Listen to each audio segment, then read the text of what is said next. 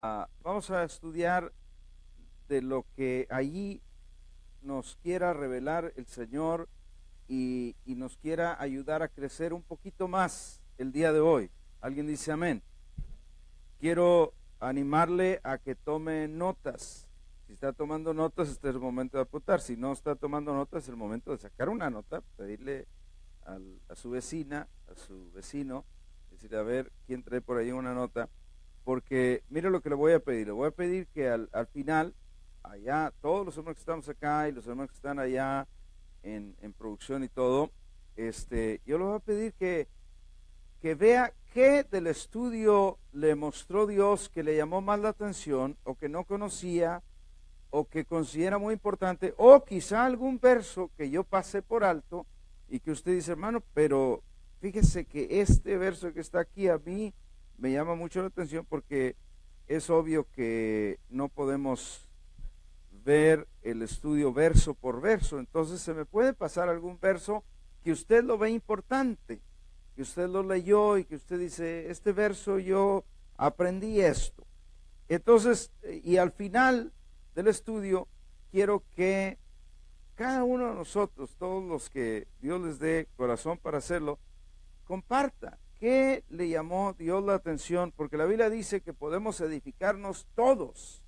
No se trata de solamente una persona hablando acá a los demás, sino que todos hemos recibido de Dios capacidad para edificarnos. Alguien testifica conmigo diciendo amén.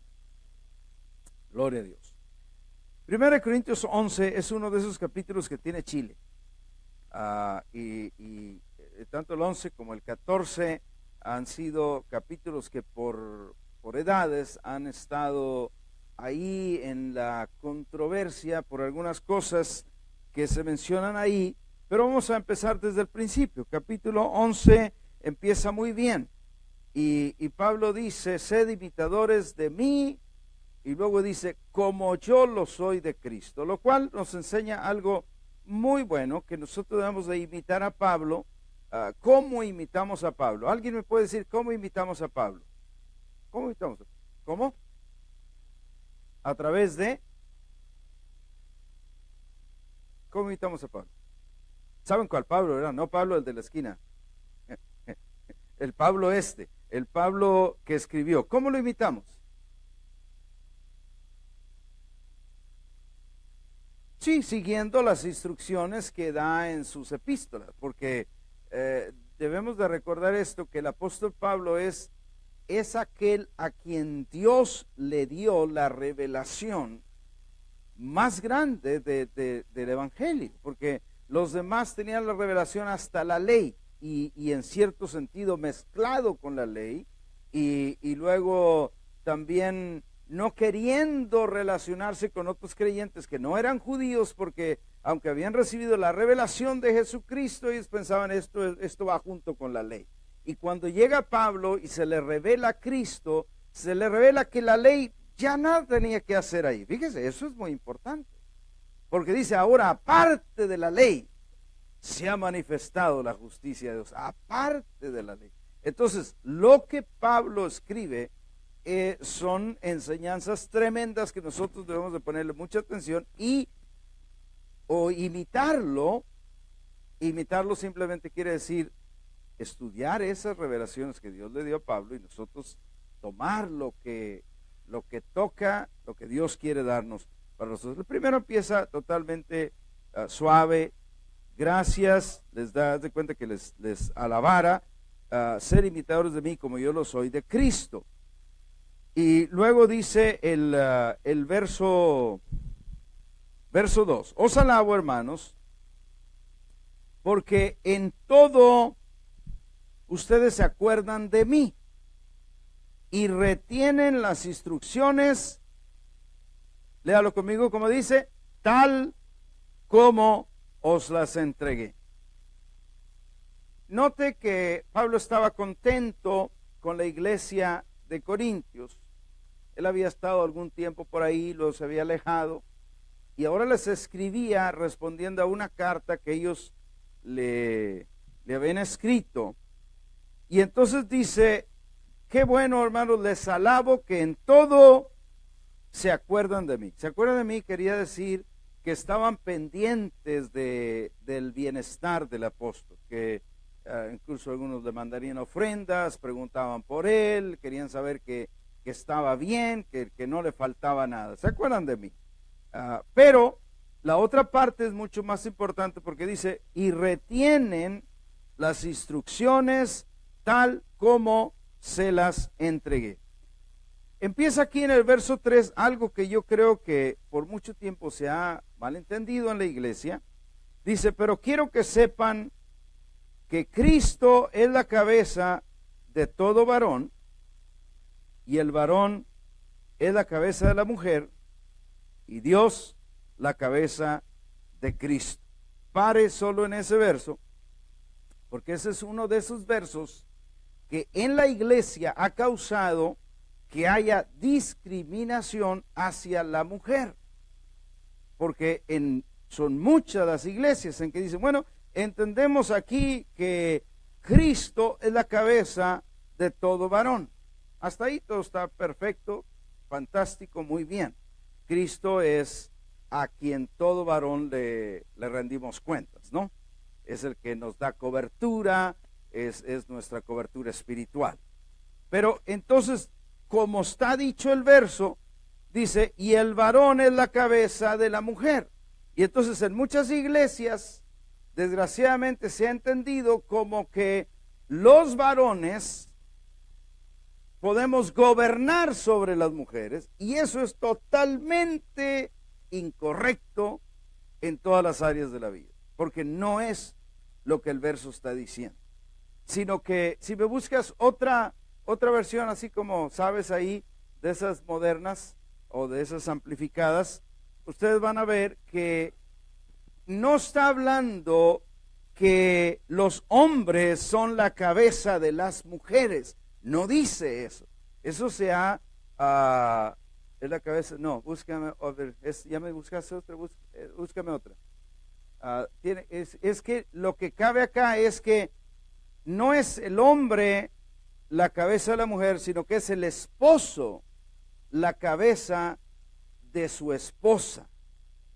Entonces, en ese sentido, fíjese cómo cambia toda la cosa.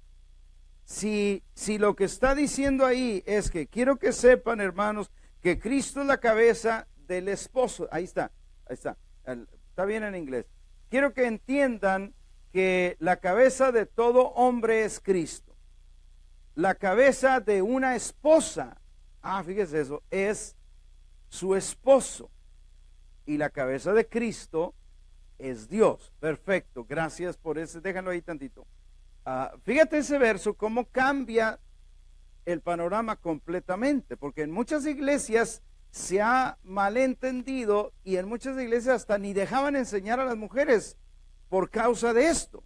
En muchos lugares y en muchos años fue esta discriminación hacia las mujeres, pensando que los hombres, fíjese cómo lo voy a decir, pensando que los hombres eran la cabeza de las mujeres. Y entonces no, pues, ustedes tienen que estar sujetas. Aquí lo que decimos los hombres es la ley. Y nada más lejos de la realidad que eso. Aquí está. Lo que quiere Pablo que entendamos es que la cabeza de cada hombre es Cristo, pero la cabeza, el esposo es la cabeza de la mujer. Pero en ese sentido es que el esposo es responsable, que la mujer le rinde cuentas a su esposo, pero las mujeres no le rinden cuentas a los demás esposos. ¿Sí me estoy explicando? Es a su esposo. Por ejemplo, nadie le puede decir a mi esposa, oiga hermano, ¿y usted por qué trae ese cabello así? ¿Es que eso no quiere ser más largo? Yo le digo, yo soy responsable aquí. ¿Qué se anda metiendo usted ahí? Parece muy duro, pero es así. Porque ella me da cuentas a mí, pero no a los demás esposos. Sí estoy siendo claro. Me miran así como que, no sé el pastor qué trae. Pero es que esto es así. Y espérese, cuando lleguemos al 14, esto se va a poner mejor. Pero porque nos va a liberar a muchas mujeres de opresión que ha habido por muchos años en la iglesia contra las mujeres. O sea, no está diciendo aquí que la esposa no debe estar sujeta a su esposo. Eso no estoy diciendo yo. Lo que yo estoy diciendo es que las mujeres no están sujetas a los hombres. ¿Es claro suficiente eso? Pero la esposa sí está sujeta a su esposo. El esposo está sujeto a Cristo y Cristo está sujeto a Dios. Y fíjate esto, Cristo siendo Dios no tiene problema en sujetarse a Dios, porque Él sabe que el Padre es el que debe estar en control total de todo, y Él siendo uno con Él, dice: Padre, yo me sujeto, y así dice la Biblia. No tuvo por cosa que aferrarse el ser igual a Dios, sino que se sujetó y dejó que el Padre fuera. Bueno, eso para empezar aquí es tremendo. Otra vez, el orden como debe ser: la esposa le da cuentas a su marido, el marido le da cuentas a Cristo y Cristo le da cuentas a Dios. Y todos tranquilos. Hay quien dice, hay quien dice que el marido es la cabeza espiritual de la esposa, y tampoco es cierto. El marido es cabeza de la mujer en cuanto a asuntos del hogar y de orden familiar. Pero, por ejemplo, póngase a pensar una esposa que se convierte y su esposo no es cristiano. Y si el marido es la cabeza espiritual de la mujer, ¿sería una mujer sin cabeza? Entonces la Biblia dice que todo el que se une al Señor, un espíritu es con él. Entonces, si una mujer se une al Señor, Cristo es su cabeza espiritual. ¿Alguien me está entendiendo? ¿Puede decir amén? Esto es tremendo aquí. Ahora, pasamos al siguiente punto, que es de algo que ha sido una chispa por mucho tiempo en lo referente al velo de la mujer. Si la mujer debe ponerse velo, si no debe ponérselo, y que si no lo trae está pecando y está faltando el respeto, y bueno, todo eso ha sido un asunto. Del verso 4 en adelante dice: todo varón que ora o profetiza con la cabeza cubierta afrenta su cabeza, pero toda mujer que ora o profetiza con la cabeza descubierta afrenta su cabeza, porque lo mismo es que si se hubiese rapado. Y leyendo en versiones amplificadas, lo que eso quiere decir es: sería tan vergonzoso que si se rapara y llegara y todo dijera: jiji, mira, esa hermana viene toda pelona. Así literalmente está diciendo. Pero recuerden que Pablo en muchas de estas cartas está hablando lo referente a costumbres del tiempo presente.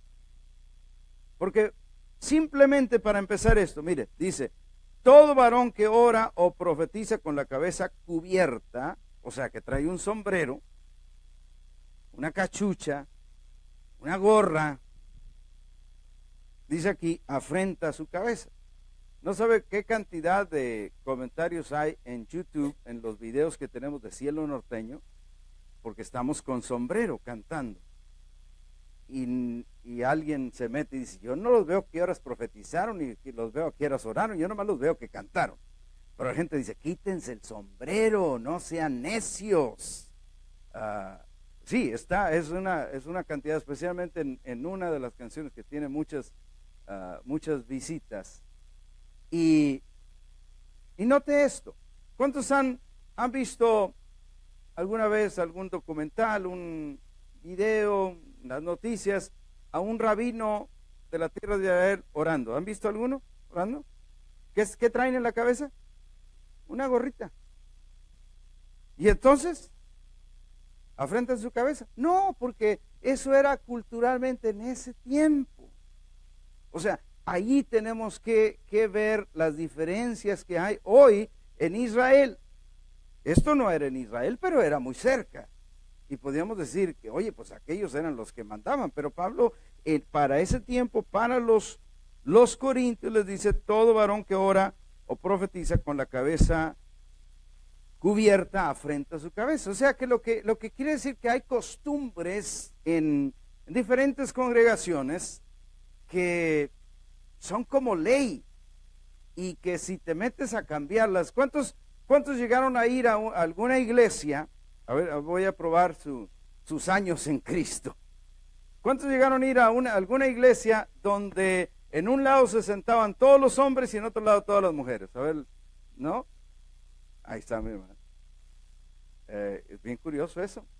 Yo leía una historia que una vez así, eso era ley. Las mujeres de un lado, los hombres del otro. Y vale más que no se atreviera un hombre a sentarse con su esposa en aquel lado. Y leí la historia que una vez llegaron unos recién casados. ¿Cuántos han estado recién casados? Algunos de nosotros, ¿verdad? Tú quieres estar con tu esposa, pero estos eran como visitantes ahí en la iglesia. Entonces llegaron estos recién casados y el novio se sentó con su novia, o sea, con su esposa, ya se habían casado, del lado de las mujeres. Y los diáconos, que son como diabólicos, confirieron ahí atrás y dijeron, ¿qué pasó? ¿Qué hacemos? Mira, no puede ser, dijo otro. Llegaron, lo agarraron del pescuezo y lo arrastraron afuera al novio, literalmente. Porque era tan fuerte que los hombres no podían sentarse allá. Y nosotros, aunque no tenemos tanto, llegamos a ver parte de eso y nosotros siempre decíamos, ¿y por qué? O sea, ¿cuál es la onda de que las mujeres se tienen que sentar a un lado y los hombres de otro? Son costumbres, ¿eh? Y así aquí Pablo va a hablar varias cosas que son costumbres. Pero parte de esto, todo el asunto llega hasta el velo.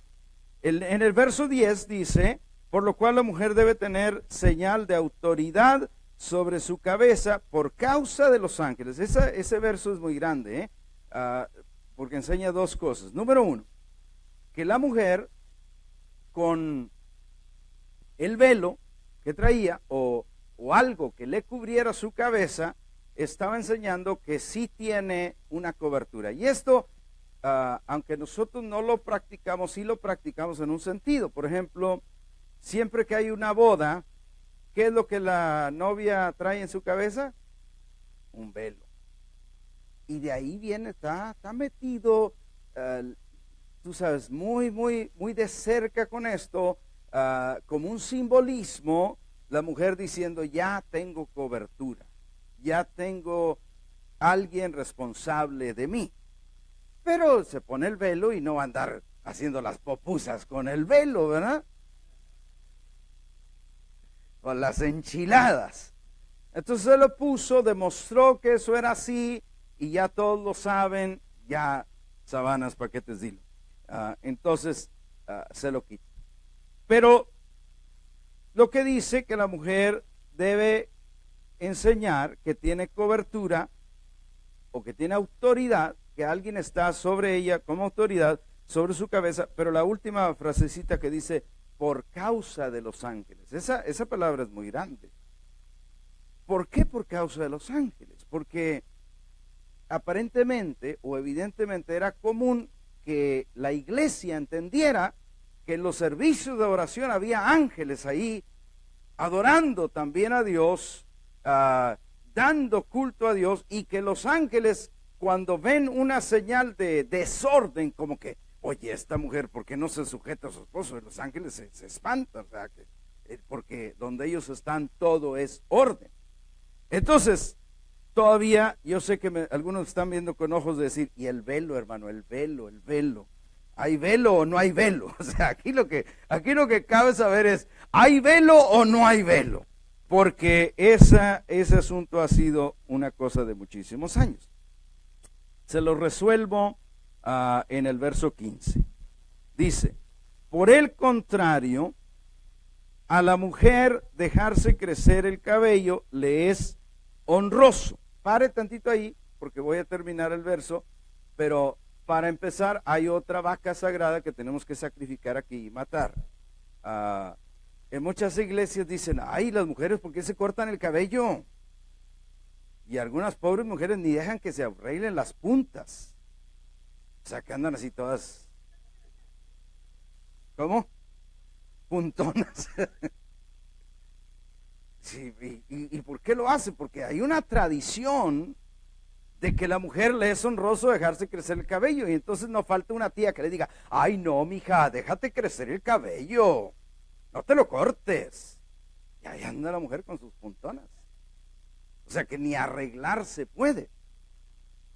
Por el otro lado, la gran pregunta aquí, antes todavía no llego al velo, pero la gran pregunta aquí sería, hermano, ¿y qué tan largo debe ser el cabello? Porque dice, a la mujer le es honroso dejarse crecer el cabello, pero la pregunta es, ¿qué tan largo? O la otra pregunta, ¿qué tan corto es muy corto? Porque para todo hay. El asunto se termina aquí, donde la segunda parte del verso dice, porque en lugar de velo, ¿qué le es dado? ¿Qué es en lugar del velo? ¿Cuántas mujeres traen cabello? Y entonces eso es el velo. ¿Hay velo o no hay velo? Sí hay velo, pero ustedes tienen pelo. En vez de velo, ahí dice, en vez de velo le es dado el cabello. Se acabó el asunto, hermano. Ahora, usted dirá, hermano, pero yo conozco muchas iglesias que las hermanas sí se ponen, pero está bien, sigan poniéndose, así se lo quieren poner, fantástico. Pero el verso dice, en lugar de velo le es dado el cabello. Y se acabó el asunto y todos en paz, excepto aquellos que alegan que sí hay que hacer velo. Bueno, allá cada quien, ¿verdad? Entonces, llegamos al verso 17, donde solo voy a hablar unos cuantos versos, porque el asunto de la cena del Señor es tan importante y no quise hablarlo así a la carrera.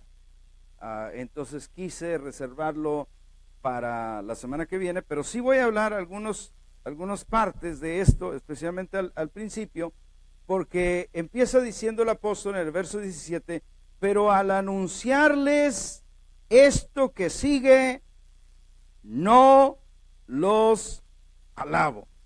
¿Qué comenzó diciendo en el verso 2? Mire la diferencia. Verso 2 le dijo, los alabo, hermanos. Verso 2. Pero en el verso 17 dice, pero en esto que sigue, no los alabo. No los alabo. ¿Por qué no los alabo? ¿Por qué? Porque ellos traían ahí unos asuntos que no agradaban al Padre y que estaban deshonrando la enseñanza que Él les había traído. Dice, porque no se congregan o no se están congregando para lo mejor, sino para lo peor. Pues, en primer lugar, cuando ustedes se reúnen como iglesia, oigo que hay entre ustedes divisiones. Todos digan divisiones. Esa era la parte clave ahí. Ellos habían seguido las instrucciones bien, pero no notaban que hacer divisiones no era algo espiritual, sino era algo de la carne. Y a veces las divisiones no tienen que ser como que me voy de esta iglesia. Claro que esa es una división. Pero la división puede ser tan sencilla como yo no voy a sentar con aquella hermana porque ni la conozco. Pero yo acá con las que me siento siempre. Y ahí estoy haciendo una división. Y parece muy espiritual. Porque hasta la puedo ir a saludar, pero no me siento con usted, hermano. Eso es hacer divisiones. Y ellos estaban haciendo divisiones en un sentido más grande. Yo te expliqué eso así, algo muy sencillo. Pero dice Pablo, cuando ustedes se reúnen, oigo que hay entre ustedes divisiones. Y dice, y en parte lo creo. Porque es preciso que entre vosotros haya disensiones, que son divisiones, fíjese para qué, para que se hagan manifiestos entre vosotros los que son aprobados. En otras palabras, en toda iglesia son necesarios los problemas, las dificultades, para que salgan a relucir los que verdaderamente siguen a Cristo, los que no se rinden, los que no se echan atrás, que hay problemas. Y entonces nomás hay problemas y había un grupito, pero no, ya hay mucho problema, yo mejor me voy. Pues hay que solucionar los problemas. ¿Cómo que nos vamos a ir atrás? Vamos, somos parte de un cuerpo y todos como cuerpo de Cristo vamos a solucionar el problema. ¿Alguien dice amén? Entonces, déjeme contarle lo que había acá. Cuando la iglesia se reunía, era una cosa común que se reunían y decían, vamos a aprender la palabra, vamos a adorar a Dios, vamos a estudiar. Pero no faltaba quien dijera por ahí, ¿y los tamales, hermano? ¿Y los tacos? No, pues quiere traer eso, yo me los traigo. O sea, todo era muy campechano. No, yo traigo unos de estos, unos guaraches, y que yo traigo unas enchiladas, unos sopes, unas popusas. Entonces, y hacían un convivio.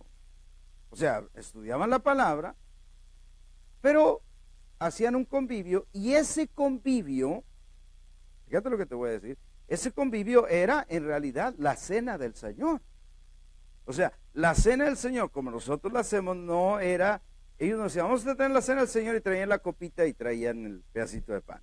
No, esto fue por causa de conveniencia, por causa de no tenemos un comedor tan grande y no tenemos, entonces, pero la cena en realidad es un tiempo donde convivimos con nuestros hermanos, recordando que ese pan que estamos comiendo fue quebrado, molido por nosotros, latigado, pero entonces fíjese esto, que ahora Cristo está en cada uno de nosotros. Ese mismo pan era un pan, pero ahora está el pan, al comer cada uno un pedacito, ahora Cristo está en cada uno de nosotros. ¿Alguien se alegra de esto?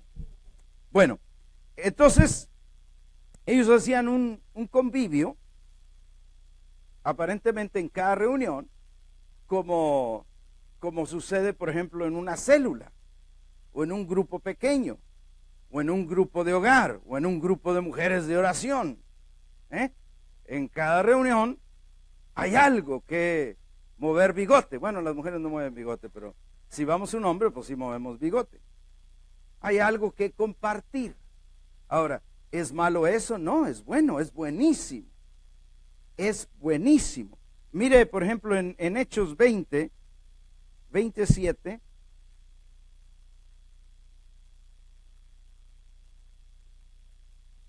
Pablo se está despidiendo de un lugar que se llama Troas. Y la iglesia se reunía el primer día de la semana. ¿Cuál es el primer día de la semana? El domingo. Por alguna razón, los teólogos tratan de explicarlo, porque para los judíos era el sábado, pero el domingo fue el día que resucitó el Señor, y como se apareció un domingo, entonces el otro domingo siguieron reuniéndose y también se apareció. Y entonces de ahí como que siguió la tradición, aparte como él resucitó en domingo, el día que el rey subía al trono, ese era el día de ese rey, y como el rey Jesús resucitó en domingo, ese es el día del Señor, y ese es el día que la iglesia cristiana se empezó a reunir. No dudo que se reunían también el sábado, pero ya cuando llegó a los gentiles, ya esto se generalizó, y ya no tenían nada de sábado, porque eso era para los judíos, pero ahora se reunían el domingo. Bueno, ahí estaban el primer domingo, verso 7. El primer día de la semana, reunidos los discípulos, ¿para qué? Eso era para compartir los bocadillos que habían traído, para comer algo, es lo que está diciendo ahí. Pablo les enseñaba, habiendo de salir, fíjese cuándo, al día siguiente. Vamos a decir que se reunieron como a las 4 o 5 de la tarde y dijeron, seguro que cuando acabe el apóstol, echamos la comidita que traemos, convivimos, bien padre ahí, porque al día siguiente se va a ir. Pero dice, siga leyendo, dice, habiendo de salir al día siguiente, y alargó el discurso ¿hasta cuándo? Ese era como su pastor, oiga. Alargó el discurso hasta la medianoche el bárbaro. Pero aquellos estaban, aleluya, sígale hermano, porque ya se iba a ir. O sea, era la última instrucción de estas que les estaba dejando. Dice, y había muchas lámparas en el aposento alto donde estaban reunidos, y un joven llamado Eutico, que estaba sentado en la ventana, rendido de un sueño profundo, en el espíritu. Pero al fin y al cabo era un sueño profundo, así como ese que nos da a nosotros, que nos tratamos de voltear para todos lados y nos ponemos la Biblia, aleluya, así bien espiritual. Ya se las caché. Andamos como Eutico. Estaba sentado en la ventana, rendido de un sueño profundo. Dice, por cuanto Pablo disertaba largamente. Y entonces Eutico, vencido del sueño, cayó, ¿desde cuándo? Desde el tercer piso abajo, y fue levantado muerto. Valga. No, hombre, pues dijeron los, ya ni va a haber cena. Si ya hubo un muerto. Pero sigue leyendo. Entonces descendió Pablo y se echó sobre él, o sea, se acostó. Y abrazándole dijo, no se alarmen, pues está vivo. Ya se volvió loco, decían los otros. El tercer piso, hermano, cayó en cemento o tierra, lo que hubiera, pero el tercer piso. Después de haber subido, está vivo, dijo Pablo, después de haber subido y partido el pan, dijo, vamos a cenar, hombre. Ya alargamos bastante, ¿dónde están los churros y todo? Ya, sáquenlos. Entonces comieron, y luego dice, después de haber comido, que esa era la cena del Señor, esa era la cena, ahora dice, habló largamente, ¿hasta cuándo? Hasta el alba, o sea que se echaron ahí toda la noche, y toda la tarde, y no tenía ningún problema, porque el apóstol ya se iba, habló largamente hasta el alba, y así salió, y llevaron al joven vivo, y fueron grandemente consolados. Bueno, la parte que yo le quería mostrar aquí es que este es solo uno de los ejemplos. Hay muchos que los discípulos se reunían para partir el pan. Partir el pan significaba hacer esa cena del Señor, un tiempo de convivio, y por eso es importante cada vez que tenemos un convivio saber que estamos compartiendo con el cuerpo de Cristo. Y aún cuando comemos ese pedacito de pan y esa copita chiquita, que nosotros ya tenemos otra más grande, porque siempre se me hacía muy chiquitita la otra, ni pasaba el pan a veces, ¿verdad?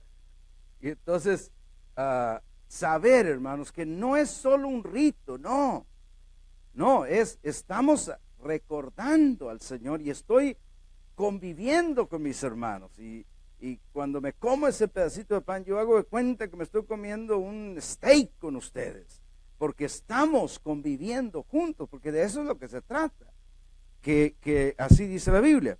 Entonces, pero sigamos leyendo, vuelva a Corintios, porque hasta ahí es donde está tomando nota, ¿verdad? Porque va a compartir lo que le ha llamado la atención.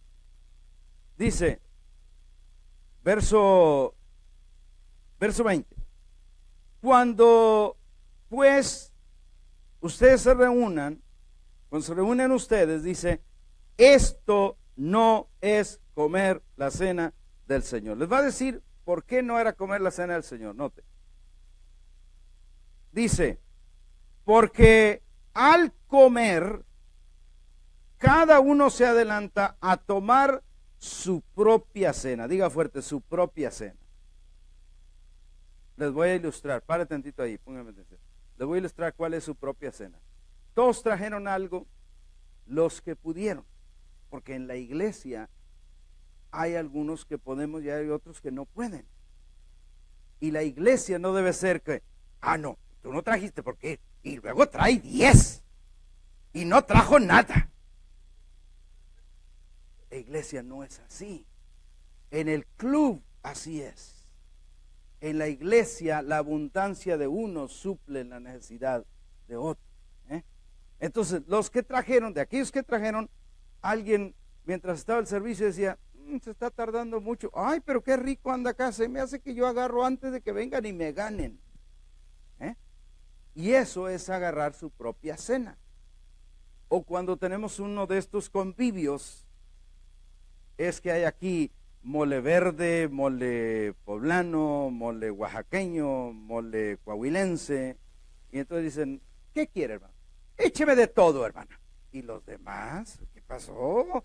Y llevas el platote así, mira, bien cargadote. Y eso es agarrar tu propia cena. ¿Sí me estoy dando a entender?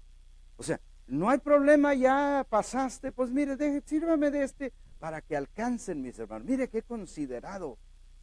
No les di el título, yo les puse al título, considerados siempre, nunca abusivos. Considerados siempre, nunca abusivos. Entonces, ¿qué considerado es? Que si tenemos un convivio, quiero estar seguro que mis hermanos todos alcancen, y ya cuando todos alcanzamos, entonces no hay problema de venir y agarrar todo lo que está ahí. Pero yo sé que algunos digan, hermano, pero es que a mí de verdad sí me gusta el poblano y me gusta el zapoteco, el coahuilense. Bueno, sí, pero por causa de Cristo, fíjate, por causa de Cristo debes de poner un cuchillo, porque eso es lo que está hablando el apóstol aquí. Vamos a avanzar un poquito más. Dice, al comer, verso 21, cada uno se adelanta a tomar su propia cena. Y uno tiene hambre y otro se embriaga. Y alguien dirá, válgame, ya, ahora sí estuvo peor.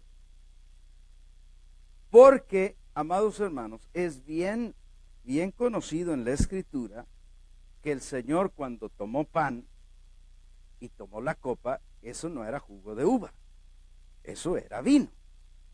Y cuando la gente celebraba la cena, tenía vino. Pero una cosa es tomar vino y otra cosa es ser borracho, ¿sí entienden eso? Y en nuestra cultura sucede que nosotros, la mayoría de los creyentes, no tomamos vino. ¿Por qué?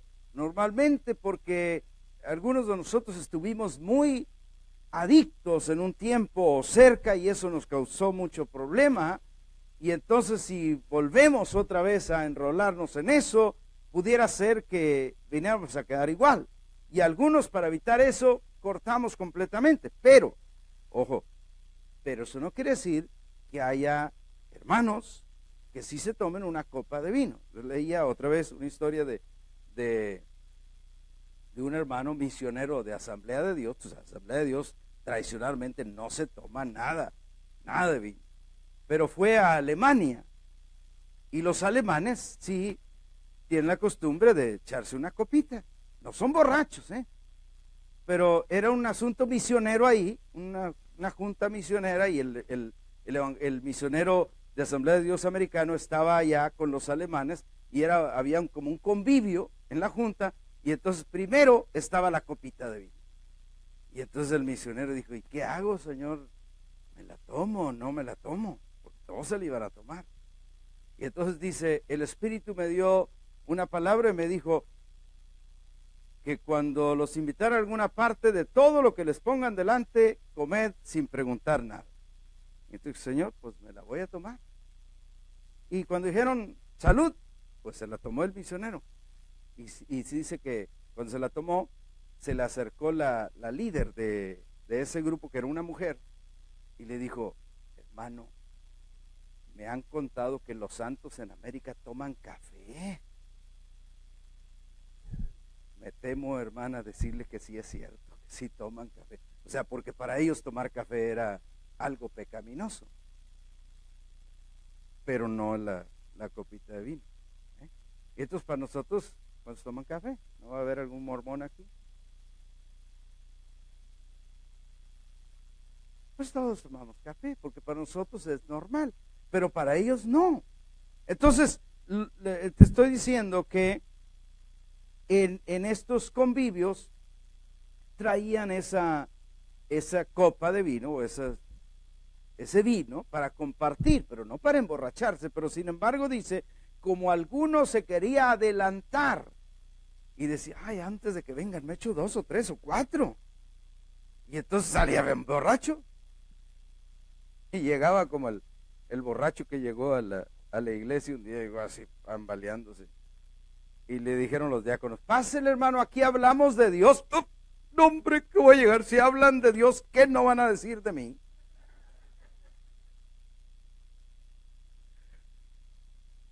Entonces, algunos de esos hermanos, dice Pablo, aquí se ponían hasta las gachas.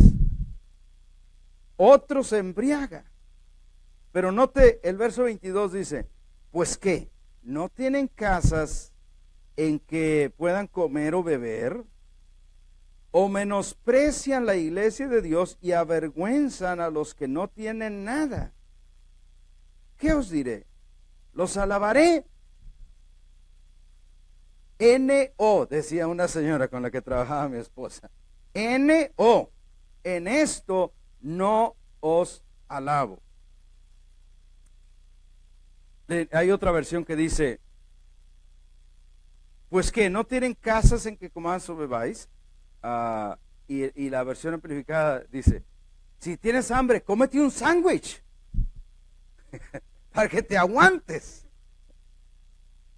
Porque para mí es clave que todos nos esperemos y que al comer incluso debemos de esperarnos. ¿Por qué? Porque todos somos el cuerpo de Cristo. Vamos a dar gracias. Bueno, vamos a estar todos porque somos el cuerpo de Cristo. Y si tienes hambre, cómete un chip para que te aguantes, pero vamos a esperarnos, porque eso es lo que se está tratando aquí. Vamos a terminar ya, estoy esperando sus notas. Y entonces dice acá que yo puse en mis notas el verso 22, dice, pues que no tenéis casas en que comáis y bebáis. Note que al apóstol Pablo lo menos que le importaba era que bebieran. A nosotros nos hace muy problemático ese asunto, pero para él ese no era el problema. Para él, porque aquí voy a terminar, póngame atención, para él el grave problema era que menospreciaran a los demás hermanos. Y especialmente que menospreciaran a los que no pudieron traer nada. Porque el que trajo se sentía como que, ay, yo aquí, yo y mi mesa. Al cabo que yo lo traje. Sí, pero lo trajiste para compartirlo. Y el otro hermano que no había traído nada, apenas lo estaba animando a otro hermano. No, usted pase, hermano. No, pero es que yo no traje. Usted pase. Y cuando llegamos ya no había nada. Porque el otro se lo había comido todo. Y ese, dijo Pablo, ese es un asunto que ustedes están avergonzando a los demás. ¿Por qué? Porque no están siendo considerados. Están siendo abusivos. Y el mensaje hoy yo le puse por título considerados siempre, nunca abusivos. Y termino no crean que voy a estar como Pablo hasta la medianoche o hasta el amanecer. Romanos 14, 13. Termino este verso ahí en las hojas con que asusté al equipo de producción. Romanos 14, 13, porque creo que nos habla muy bien. Así que ya no nos juzguemos, que aquí juzgar quiere decir acusarse, más los unos a los otros, sino más bien decidan no poner tropiezo u ocasión de caer al hermano. Fíjate, me gustó mucho ese verso para terminar lo que hablamos. Considerados siempre, nunca abusivos. Entonces, este verso dice Pablo, decidan ustedes, decidan más bien nunca poner tropiezo a nadie. Fíjate hasta dónde debemos de llegar nosotros. Si hay convivio y hay hermanitos que tal vez no trajeron nada, incluso que a lo mejor tienen más hambre que yo, ¿qué importa que no alcance para mí? Si lo importante es atender a mis hermanos. Y alguien dirá, pero no trajo nada. Pero acuérdate que la abundancia de uno suple la necesidad de otro. Pero alcanzará, no se preocupe. Ay, hermano, no, alcanzará. Porque como los panes y los peces, el Señor los multiplica. Si actuamos de esta manera considerada por los demás, con los demás. Pero dice aquí bien claro, considérense, entonces decidan ustedes no poner tropiezo u ocasión de caer a ningún hermano. Que esa sea nuestra regla, hermano. Vivo porque Cristo vive en mí, la vida de Cristo está en mí, entonces la vida de Cristo debe de manifestarse, amén. En vez de ser un tropiezo, en vez de menospreciar, en vez de humillar a alguien, no. La vida de Cristo está en mí, entonces yo debo de actuar con el amor de Cristo. ¿Alguien me secunda con un amén? Gracias, Padre, bendigo a cada persona y bendigo a los que nos escucharon también a través de este mensaje. No te pierdas la semana que viene porque va a estar tremendo acerca de la cena del Señor. Lo que sí debe ser. Gracias. Te bendigo en el nombre de Jesús. Amén.